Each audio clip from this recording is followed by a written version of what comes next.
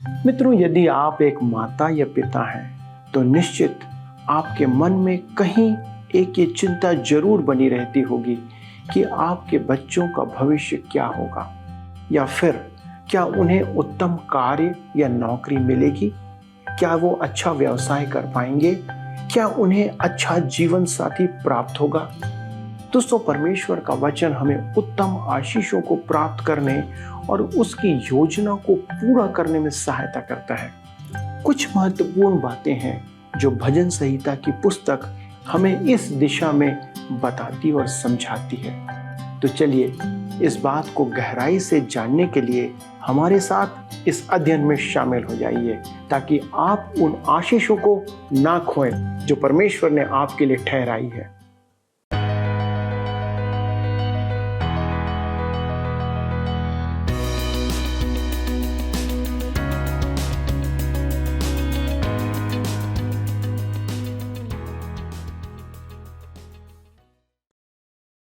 नमस्कार मित्रों, सत्यवचन कार्यक्रम के माध्यम से हम परमेश्वर के जीवित वाणी से प्रतिदिन जुड़ पाते हैं। मेरा विश्वास है कि ये आपके जीवन स्तर को ऊंचा उठाने में मदद कर रहा है। परमेश्वर के वचन का अध्ययन हमारे जीवन में बदलाव लाता है, एक सकारात्मक बदलाव। इसके द्वारा आप अपनी शिक्षा, दीक्षा और जीवन अनुभव से परे स्वर्ग के ज्ञान को प्राप्त करते हैं। बाइबल अध्ययन करने से आप परमेश्वर के ज्ञान के साथ साथ उसके समान सोच भी पाते हैं। आप परमेश्वर को जानने और अपने आसपास के संसार में इसे लागू करने के लिए अंतर्दृष्टि और ज्ञान प्राप्त करते हैं। यही कारण है कि हम सत्यवचन कार्यक्रम को आपके लिए प्रस्तुत करते हैं, ताकि जीवन की अति उत्तम बातों को आप अपने जीवन का भाग बना सकें। दोस्तों, परमेश्वर ने आपके लिए योजनाएं बनाई हैं और वे भली योजनाएं हैं, लेकिन वे तब पूरी होंगी जब हम उसकी योजना में शामिल होंगे। आइए उसकी योजना को इस अध्ययन के द्वारा जानें और समझें। मेरे मित्रों, आइए आज हम अपने अध्ययन में आगे बढ़ें और भजन संहिता 121 से अपने अध्ययन को आरंभ करें, जिसका विषय है तीर्थयात्री यहूदा के पर्वतों को देखता है। यह आरोहण का दूसरा भजन है। यात्री आराधना हेतु यरूशलेम जा रहे हैं। हमने उनकी आवासीय परिस्थिति को देखा है, जिसे त्याग वह यरूशलेम की ओर अग्रसर हैं। इस भजन में वह दूर से यरूशलेम के पर्वतों को देखता है। तो आइए पढ़ें भजन 121 उसके 1 पद। लिखा है, मैं अपनी आंखें पर्वतों की ओर लगाऊंगा, मुझे सहायता कहां से मिलेगी। मेरे विचार में इस पद को बदलना उचित होगा, क्योंकि वह वास्तव में प्रश्न कर रहा है। वह सहायता के लिए नहीं, परमेश्वर को निहारने के लिए पर्वतों की ओर दृष्टि कर रहा है। क्या मैं पर्वतों की ओर निहारूं? मेरी सहायता कहां से आएगी?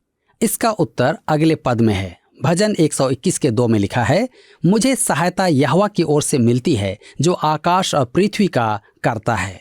उसकी सहायता पर्वतों से नहीं, परमेश्वर से आती है। तीर्थयात्री यरूशलेम आते हैं तो उन्हें पहाड़ों पर ही चढ़ना होता है, चाहे वे पूर्व से आए, चाहे पश्चिम से, चाहे उत्तर से या दक्षिण से। जब मैं पहली बार यरूशलेम गया था, तब मैंने यरदन पार करके पूर्व से प्रवेश किया था और मुझे कठोर पर्वतों पर चलना पड़ा था। दूसरी बार मैं तेल अबीब से बस यात्रा करके आया और देखा कि वह मार्ग तो पूर्वी क्षेत्र से भी यरूशलेम गया, परंतु हर जगह पहाड़ ही पहाड़ है। तीर्थयात्री को जब पर्वत दिखाई देने लगते हैं, तब उसकी दृष्टि अन्य जाति के उपासना स्थलों पर पड़ती है। अन्य जातियों ने पहाड़ों पर ही अपने उपासना स्थल बनाए थे। वह कहता है, क्या मैं अपनी आंखें पहाड़ों की ओर उठाऊं? क्या वहां से मेरी सहायता आती है? उसकी सहायता पहाड़ों से नहीं आती है। इस विषय पर यिर्मयाह ने कहा 3 अध्याय उसके 23 पद में, निश्चय पहाड़ों और पहाड़ियों पर का कोलाहल व्यर्थ ही है। इस्राएल का उद्धार निश्चय हमारे परमेश्वर यहोवा ही के द्वारा है। यह तीर्थयात्री के भजन में है, जब वह यरूशलेम के निकट आ गया है।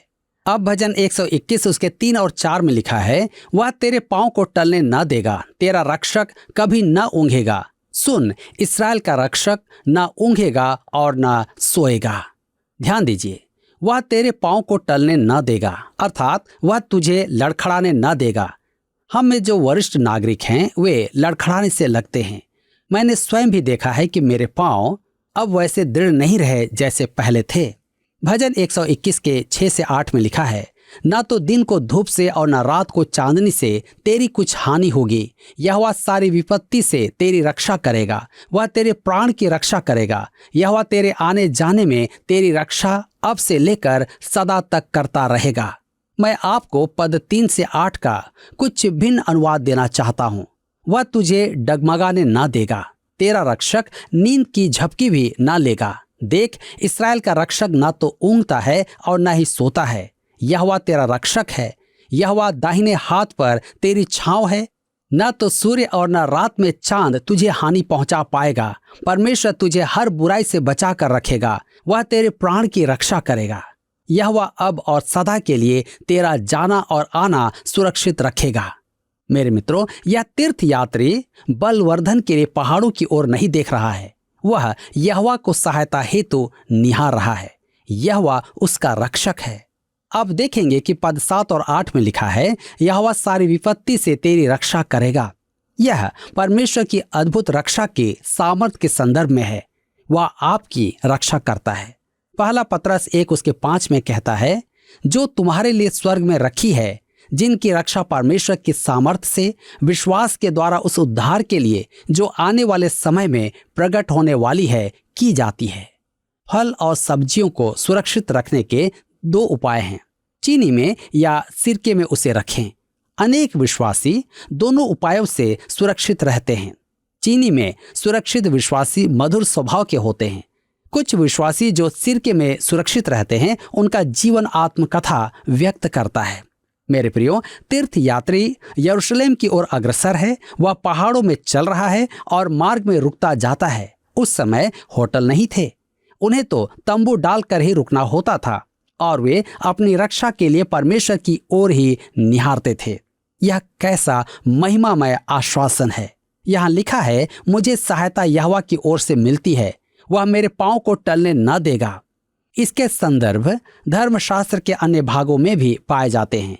नीति वचन 3 के 26 में लिखा है, क्योंकि यहोवा तुझे सहारा दिया करेगा और तेरे पांव को फंदे में फंसने न देगा। भजन संहिता 37 के 24 में लिखा है, चाहे वह गिरे तो भी पड़ा न रह जाएगा, क्योंकि यहोवा उसका हाथ थामे रहता है। पहला शामुएल 2 उसके 9 में हन्ना ने कहा, वह अपने भक्तों के पांव को संभाले रहेगा, परंतु दुष्ट अंधियारे में चुपचाप पड़े रहेंगे, क्योंकि कोई मनुष्य अपने बल के कारण प्रबल न होगा। बाइबल के अंतिम आशीष वचन यहूदा की पत्री में है।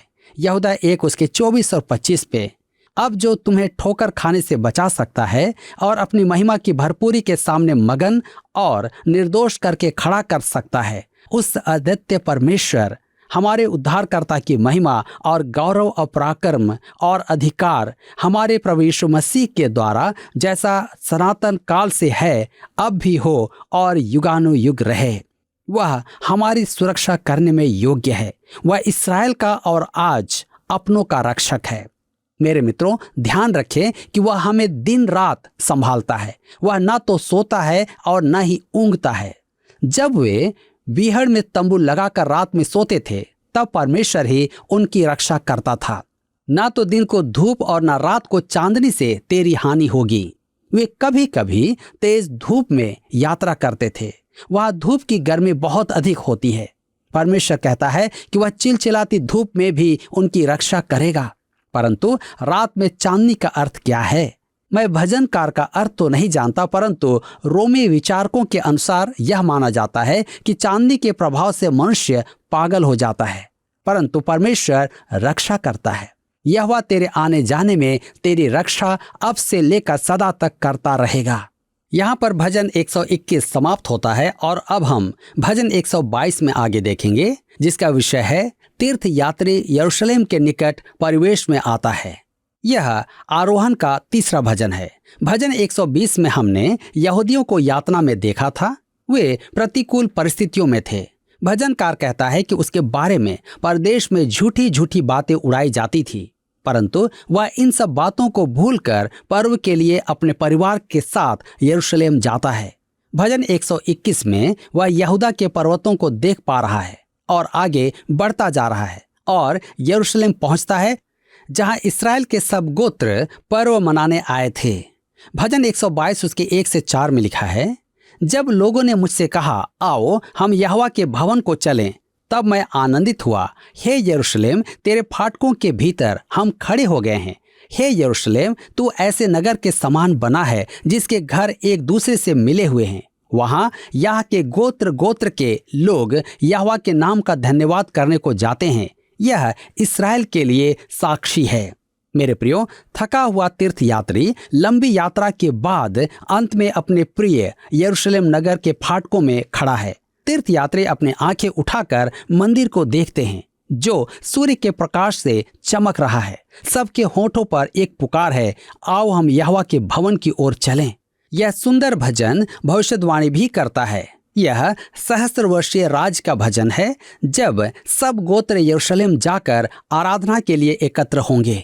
वे यरूशलेम से बाहर हैं और आज भी उन्हें पूरा यरूशलेम नगर प्राप्त नहीं है। वे आज मंदिर के स्थान पर मंदिर का पुनः निर्माण नहीं कर पा रहे हैं। वहां ओमार की मस्जिद बनी हुई है। वहां के सब पवित्र स्थल अन्य जातियों के अधीन हैं। होशे 3 में हम पढ़ते हैं, 3 उसके 4 और 5 पद में, क्योंकि इस्राएली बहुत दिन तक बिना राजा, बिना हाकिम, बिना यज्ञ, बिना लाठ और बिना एपोद या गृह देवताओं के बैठे रहेंगे।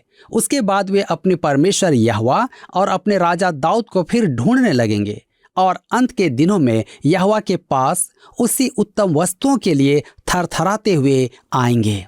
मेरे मित्रों, जब सहस्त्र वर्षीय यरूशलेम का उदय होगा और लौटने वाले गोत्र क्या देखेंगे? डॉक्टर गबलिन कहते हैं, एक वैभवशाली नगर वास्तुकला की विशाल महान सुंदर नगरी ही नहीं वरन आत्मिकता में भी शोभायमान एक नगर होगा। उसका युद्ध समाप्त हो चुका है। वह झगड़ों और आक्रमणों के भय से मुक्त है। यह सहस्त्र वर्षीय राज्य का यरूशलेम होगा। यह भजन कैसा अद्भुत भविष्य का चित्रण करता है। मित्रों, इसी के साथ अब भजन 123 में हम आगे देखेंगे, जिसका विषय है तीर्थ यात्री मंदिर को देखते हैं और सियोन पर्वत को भी, और अंततः यरूशलेम की सुरक्षा में खड़े होते हैं। भजन 123 से 125 भी तीर्थ यात्रियों का भजन है और एक कहानी सुनाते हैं। भजन 123 को आशा की आंख कहा गया है, क्योंकि इसमें मंदिर दृष्टिगोचर है और इस्राएल की संतान बड़ी आशा से परमेश्वर की ओर निगाह उठाते हैं। मंदिर परमेश्वर के निकट आने का मार्ग था। आइए हम पढ़ें भजन 123 उसके 1 पद। लिखा है, हे स्वर्ग में विराजमान, मैं अपनी आंखें तेरी ओर लगाता हूँ। भजनकार स्पष्ट करता है कि परमेश्वर मंदिर तक ही सीमित नहीं है। आलोचकों का कहना गलत है कि इस्राएल परमेश्वर यहोवा को यरूशलेम के मंदिर में वास करने वाले एक स्थानीय देवता के स्वरूप मानते थे। यहाँ भजनकार अति स्पष्ट करता है कि इस्राएल में कभी ऐसा विश्वास नहीं था, क्योंकि वह कहता है, हे स्वर्ग में विराजमान। तीर्थ यात्री मंदिर के परिवेश में तो है, परंतु वह आंखें स्वर्ग की ओर उठाता है, क्योंकि वह जानता है कि परमेश्वर स्वर्ग में है। मंदिर तो मात्र एक मार्ग था। भजन 123 के 2 में लिखा है, देख, जैसे दासों की आंखें अपने स्वामियों के हाथ की ओर और जैसे दासियों की आंखें अपनी स्वामिनी के हाथ की ओर लगी रहती हैं, वैसे ही हमारी आंखें हमारे परमेश्वर यहोवा की ओर उस समय तक लगी रहेंगी जब तक वह हम पर अनुग्रह न करे। नौकरी में आप अपने स्वामी को देखते हैं और घड़ी को, क्योंकि आप उसकी दृष्टि में कर्मठ ठहरना चाहते हैं। हम ऐसे कितने हैं जो यह मानकर जी रहे हैं कि परमेश्वर हमें सदैव देखता है। जी हाँ, वह देखता है। हम उसकी दृष्टि में बने रहते हैं। भजन 123 के 3 में लिखा है, हम पर अनुग्रह कर, हे यहोवा, हम पर अनुग्रह कर, क्योंकि हम अपमान से बहुत ही भर गए हैं। इस्राएल के संतान संसार में घृणा के पात्र थे और अब वे यरूशलेम आ रहे हैं। वे दया की याचना कर रहे हैं, क्योंकि वे जानते हैं कि वे पापी हैं और उन्हें परमेश्वर की दया की आवश्यकता है। वे अपनी प्रशंसा के लिए यरूशलेम नहीं आए हैं। भजन 123 के 4 में लिखा है, हमारा जीव सुखी लोगों के ठट्ठों से और अहंकारियों के अपमान से बहुत ही भर गया है। मेरे प्रियो, इस्राएल अब यरूशलेम आया है, जो आशा की आंख है और स्वर्ग में रहने वाले परमेश्वर को देख रहा है। क्या हम उसे निहारते हैं? भजन 124 ऐतिहासिक है। भजन 123 आशा की आंख है, जो भविष्य की ओर देखता है। भजन 124 पूर्व काल की ओर देखता है, जो इसराइल के प्रति परमेश्वर की करुणा का अवलोकन करता है। तो आइए देखें भजन 124 उसके 1 से 3 पद। इसराइल यह कहे कि यदि हमारी ओर यहोवा ना होता, यदि यहोवा उस समय हमारी ओर ना होता जब मनुष्यों ने हम पर चढ़ाई की, तो वे हमको उसी समय जीवित निगल जाते जब उनका क्रोध हम पर भड़का था। अपने इतिहास पर ध्यान करके इसराइल स्वीकार करता है कि परमेश्वर उनके जीवन में हस्तक्षेप कर इस बात को संभव बनाता है कि वे आराधना के लिए यरूशलेम जा पाएं, और इस कारण वे परमेश्वर के आभारी हैं। भजन 124 के 4 में लिखा है, हम उसी समय जल में डूब जाते और धारा में बह जाते। ये लाल सागर, यर्दन और परिस्थितियों का पानी है जिसमें उन्होंने कई बार अपने आप को पाया है। भजन 124 के 6 में लिखा है, धन्य है यहोवा जिसने हमको उनके दांतों तले जाने न दिया। वे जानते हैं कि उनकी सहायता करने वाला परमेश्वर ही है। भजन 124 के 8 में हम पढ़ेंगे, यहोवा जो आकाश और पृथ्वी का करता है, हमारी सहायता उसी के नाम से होती है। जी हाँ, इसराइल उस सृजनहार की आराधना करता है जो आकाश और पृथ्वी का करता है। यह एक अद्भुत छोटा भजन है। अब भजन 125 में तीर्थयात्री सियोन पर्वत को देखता है तो उसका हृदय भविष्य के प्रति उत्साह से भर जाता है। हम उसे आज की तिथि से प्रासंगिक बनाकर कह सकते हैं। फिलिपियों की पत्र 1 के 6 में लिखा है, मुझे इस बात का भरोसा है कि जिसने तुम में अच्छा कार्य आरंभ किया है वही उसे यीशु मसीह के दिन तक पूरा करेगा। इस भजन को सुरक्षा गीत भी कहा जाता है। यह इसराइल के पुनरुद्धार की भविष्यवाणी है। आइए पढ़ें भजन 125 उसके 1 पद। लिखा है, जो यहोवा पर भरोसा रखते हैं वे सियोन पर्वत के समान है जो टलता नहीं वरन सदा बना रहता है। तीर्थयात्री हर दिशा से आए थे और यहूदा के पर्वतों को देख रहे थे। तदुपरांत उन्होंने यरूशलेम के पर्वतों को देखा और अंत में सियोन पर्वत उनके सामने है। अब वे यरूशलेम की ओर अग्रसर हैं और नगर स्पष्ट दिखाई दे रहा है। भजन 125 के 2 में लिखा है, जिस प्रकार यरूशलेम के चारों ओर पहाड़ हैं, उसी प्रकार यहोवा अपनी प्रजा के चारों ओर अब से लेकर सर्वदा तक बना रहेगा। यह एक अद्भुत भजन है जिसमें एक धन्य आशा है कि यहोवा में विश्वास रखने वाले अटल और अडिग सियोन पर्वत के समान हैं। इसी के साथ भजन 125 भी समाप्त होता है। अब हम 126 में आते हैं जिसका विषय है बाबुल की बंधुआई से लौट आने पर आनंद का गीत। भजन 126 के 1 में लिखा है, जब यहोवा सियोन से लौटने वालों को लौटा ले आया तब हम स्वप्न देखने वाले से हो गए। उनका यरूशलेम लौट आना अविश्वसनीय था, एक स्वप्न के समान। उन्हें विश्वास नहीं हो रहा था। भजन 126 के 2 में लिखा है, तब हम आनंद से हंसने और जय जयकार करने लगे। तब जाति जाति के बीच में कहा जाता था, यहोवा ने इनके साथ बड़े बड़े काम किए हैं। अब वे संसार में गवाही देना चाहते हैं। भजन 126 के 3 में लिखा है, यहोवा ने हमारे साथ बड़े बड़े काम किए हैं और इससे हम आनंदित हैं। बाबुल की बंधुआई से लौटने वाले इस्राएलियों ने इस भजन के अर्थ को कभी नहीं भुलाया। यह भविष्य में प्रभु यीशु उनके मसीहा के पुनः आगमन की ओर भी देखता है। भजन 126 उसके 4 से 6 में लिखा है, हे यहोवा, दक्षिण देश के नालों के समान हमारे बंदियों को लौटा ले आ। जो आंसू बहाते हुए बोते हैं वे जय जयकार करते हुए लौने पाएंगे। चाहे बोने वाला बीज लेकर रोता हुआ चला जाए, परंतु वह फिर पूलियां लिए जय जयकार करता हुआ निश्चय लौट आएगा। मेरे मित्रों, उस भजन के उपसंहार के संबंध में मैं डॉक्टर गबलिन की टिप्पणी का संदर्भ देना चाहता हूँ। भविष्यवाणी के भजन का अंत मनोहर है। हमें सबसे पहले उसके बारे में जो दीनता में जन्म लेकर अपने आंसुओं के मूल्यवान बीज बो गया, वह है हमारा प्रभु यीशु मसीह। केवल उसका स्वर्गीय पिता उसके आंसुओं को जानता है जो उसने गुप्त प्रार्थना में उसके सामने बहाए थे, और इसे हमारे लिए प्रासंगिक बनाना अति उपयुक्त है। अतः हम भी रोएं और बीजों को फैलाएं।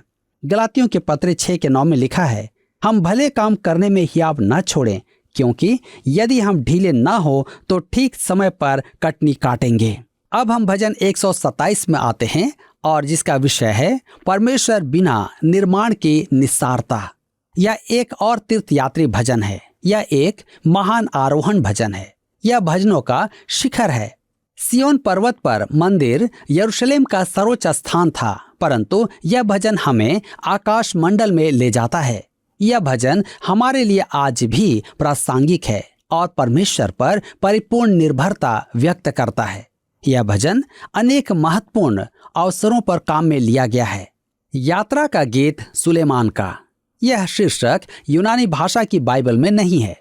कुछ विचारकों का मानना है कि मेरा प्रिय सुलेमान के लिए है, परंतु दाऊद के जिस पुत्र का उल्लेख यहाँ है वह सुलेमान नहीं है, वह प्रभु यीशु के अतिरिक्त अन्य कोई नहीं।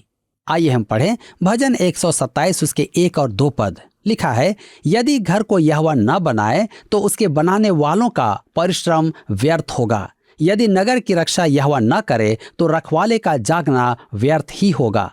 तुम जो सवेरे उठते और देर करके विश्राम करते और दुख भरी रोटी खाते हो, यह सब तुम्हारे लिए व्यर्थ ही है, क्योंकि वह अपने प्रियों को यों ही नींद प्रदान करता है।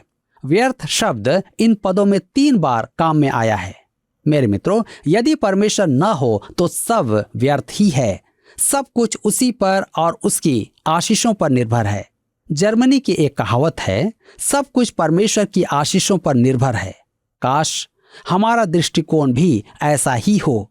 प्रभु यीशु ने कहा मत्ती रचित सुसमाचार 6 अध्याय उसके 31 से 34 पद में, इसलिए तुम चिंता करके यह न कहना कि हम क्या खाएंगे या क्या पिएंगे या क्या पहनेंगे, क्योंकि अन्य जाति इन सब वस्तुओं की खोज में रहते हैं और तुम्हारा स्वर्गीय पिता जानता है कि तुम्हें ये सब वस्तुएं चाहिए। इसलिए पहले तुम उसके राज्य और धर्म की खोज करो तो ये सब वस्तुएं तुम्हें मिल जाएंगी। इसलिए कल के लिए चिंता न करो, क्योंकि कल का दिन अपनी चिंता आप कर लेगा। आज के लिए आज ही का दुख बहुत है।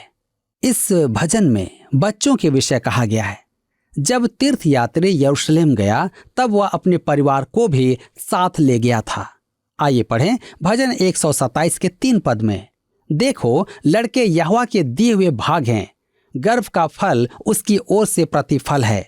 यहाँ तीर्थयात्री है, उसकी पत्नी है, उसके बच्चे हैं, वे सब परमेश्वर का धन्यवाद करने यरूशलेम गए थे। भजन 127 उसके 4 और 5 पद में आगे लिखा है, जैसे वीर के हाथ में तीर वैसे ही जवानी के लड़के होते हैं। क्या ही धन्य है वह पुरुष जिसने अपने तरकश को उनसे भर लिया हो। वह फाटक के पास शत्रुओं से बातें करते संकोच न करेगा। मेरे मित्रों, उसकी संतान उसकी रक्षा करेगी। यह बड़े ढाढ़स की बात है कि आपके पास ऐसी संतान है जो आपकी रक्षा करे, और ऐसे बच्चों की सेना आपके पास होना अति अद्भुत बात है। हम समझ सकते हैं कि भजनकार जनसंख्या विस्फोट के विषय नहीं जानता था, लेकिन आज हमारे लिए उन आशीषों को भी ग्रहण करना अनिवार्य है। मेरे प्रियो, आज मैं आपसे जानना चाहता हूं कि आप किसकी ओर निहारते हैं। क्या उस परमेश्वर की ओर निहारते हैं जिससे आपको आशीष और सांत्वना मिलती है, या आप स्वयं शांति की खोज में हैं? आज मौका है कि आप उसके पास आएं, क्योंकि भजनकार भी यही कहता है। प्रभु आप सबको आज के वचन के द्वारा आशीष दे। प्रिय मित्रों, हम सब अपने बच्चों को स्कूल भेजते हैं, पढ़ने के लिए उन्हें जोर देते हैं ताकि जीवन में कुछ अच्छा करें, अच्छी नौकरी प्राप्त करें, अच्छा जीवन साथी प्राप्त करें। इस संबंध में हर माता और पिता चिंतित रहता है, चाहे गरीब हो या अमीर, सब इसके लिए प्रयास करते हैं। जैसे ही स्कूली जीवन समाप्त होता है, बच्चों के भटकने का और बनने का समय आता है, जो आगे जाकर कैरियर और विवाह को प्रभावित करता है।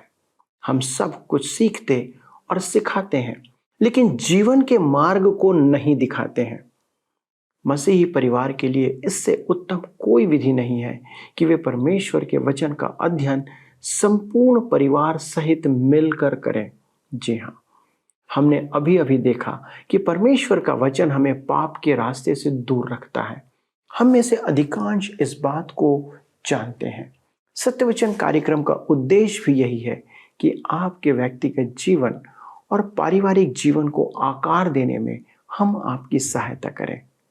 आपके बच्चों के कैरियर का एक भाग आत्मिक जीवन से जुड़ा है। जो परमेश्वर के वचन से ही स्थापित या पूरा किया जा सकता है दोस्तों, बल्कि उससे ऊपर परमेश्वर के राज्य में प्रवेश करने तक हमारी अगुवाई करता है। जीवन का मार्ग यही है, इसलिए इसका अध्ययन करने की आदत हमें डाल लेना चाहिए ताकि जीवन सुगम हो जाए। आइए इस बात के लिए प्रभु से हम सामर्थ्य मांगे कि हम अपने जीवन में इस बात को लागू करें। आइए प्रार्थना करें। हमारे स्वर्गीय पिता, हम धन्यवाद देते हैं प्रभु कि आप हमारे उद्धारकर्ता और जीवित परमेश्वर हैं। प्रभु, आप सदा चाहते हैं कि हम आपकी महिमा, स्तुति और प्रशंसा करते रहें। पिता, हम अपने परिवारों में, अपने व्यक्तिगत जीवन में ऐसे अनुभव को प्राप्त नहीं करते हैं जब हमें प्रभु आपके सामने एक साथ संगति में आने की आवश्यकता है। प्रभु, कितने परिवार हैं जो ऐसे सामूहिक अध्ययन और प्रार्थना के समय से वंचित हैं।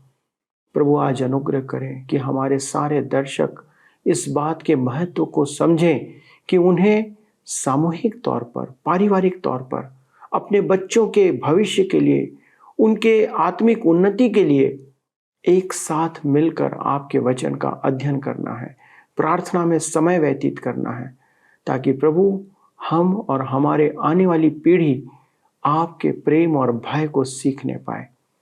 प्रभु, ऐसा करने की आप हमें सामर्थ्य दें और सहायता प्रदान करें। सारे अवरोधों को यीशु के नाम से दूर करें ताकि हमारे ये सारे प्रिय परिवार पारिवारिक प्रार्थना और अध्ययन में एक साथ शामिल हों। आदर और महिमा के साथ इस विनती को यीशु के नाम से मांगते हैं, आमीन। प्रिय दोस्तों, ये कितना अद्भुत समय होगा जब परिवार के लोग एक साथ मिलकर वचन को सुने और आप प्रतिदिन हमारे साथ इस अध्ययन में ऐसे ही शामिल हो सकते हैं और परमेश्वर की आशीषों को प्राप्त कर सकते हैं। कृपया हमें पत्र या फोन के माध्यम से सूचित करें कि आपने आज क्या निर्णय लिया है और कौन सी आशीष को आपने प्राप्त किया है। आपके फोन का हमें इंतजार रहेगा। पिछले प्रश्न का उत्तर है सी, वचन पर मनन करना। भजन 119 के अध्ययन के आधार पर भजनकार कहता है कि परमेश्वर से अधिक प्रेम करने का तरीका है उसके वचन पर मनन करना। आज का प्रश्न है, भजन 127 परमेश्वर की आराधना में हमें खाली स्थान रूप से शामिल होने को प्रकट करता है। ए, पारिवारिक, बी, व्यक्तिगत, सी, सामाजिक, डी, कलीसियाई।